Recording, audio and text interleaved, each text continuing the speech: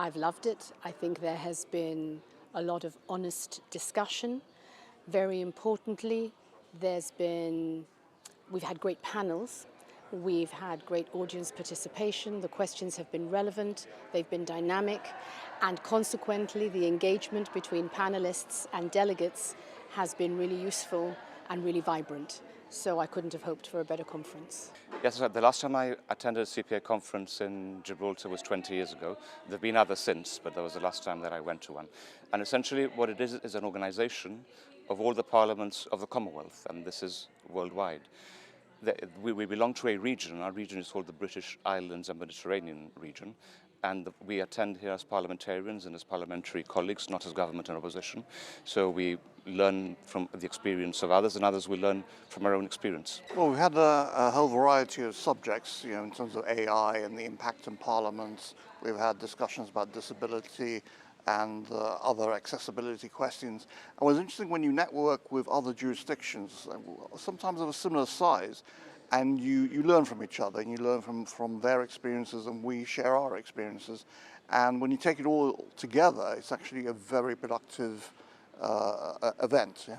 I've learnt so much about your democracy. I've had the pleasure of meeting so many of your members, the Chief Minister, your Madam Speaker, and learning about what Gibraltar has gone through and also your future plans as well. You have a very interesting treaty coming about with Spain, which we've been learning more about.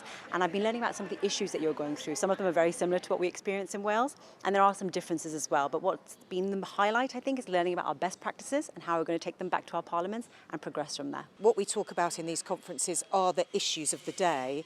And by coming together, the parliamentarians realise that they're not in it by themselves, that there's lots of other people experiencing these issues. And then they can really do a bit of benchmarking, best practice, ideas, creation, so that they can learn from each other and change the way they do things. I mean, I've been on the board at LGBT Plus Consortium in the UK for about 4 years now. I'm the treasurer. We're currently the 9th largest fund of LGBT charities in Europe, and we're mainly focused on the UK. We only focus on the UK, and we're really seeing there's lack of funding in the LGBT sector. So every 10 pence of £100 goes to the LGBT sector, which means that there is a significant scarce resources. But in addition to that, we're actively having to try and support members of the LGBT community, whether it be the older individuals, where they have to be concerned about going back into the closet, back into the care home, but also we have to consider with the rise of misinformation about the LGBT community, specifically the trans community. I'm a trans man. It does take a toll on the community in the sense of mental health, anxiety, depression, hate crime, hate instances. How do we even deal with those court cases?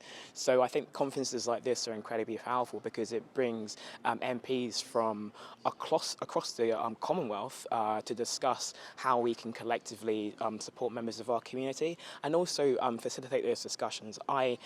It's been incredibly refreshing for me because a lot of people in the room haven't agreed with me, and that's been beautiful because it means that I can start having those discussions to work out, okay, we won't have the same belief structure, but what can we do collectively in order to find a society that works for everyone that's involved. So no, honestly, this conference has been brilliant. I think what's been very eye-opening is the actual interest that these delegates have in young people.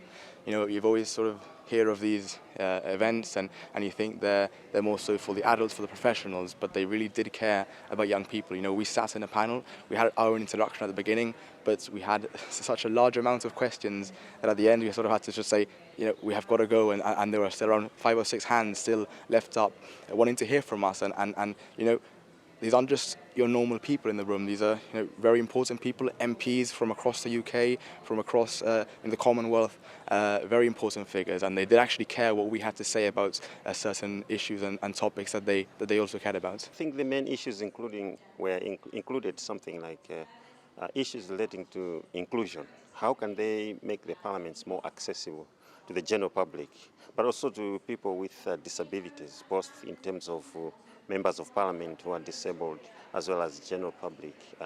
But also, how does they demystify politics and institutions of parliament to the general public? How can the general public get involved? They've also discussed the issues relating to young people, bringing young people in politics and engaging with them in politics to strengthen democracy. Issues of gender equality also came up, and strengthening the work of Parliament and how they can share best practices within the region, but also within the entire CPA family. We in the CPA believes that there's a lot of value in sharing best practices and experiences in order to enhance the work that parliaments do within the commitment that the Commonwealth has to democracy, good governance, and credible institutions.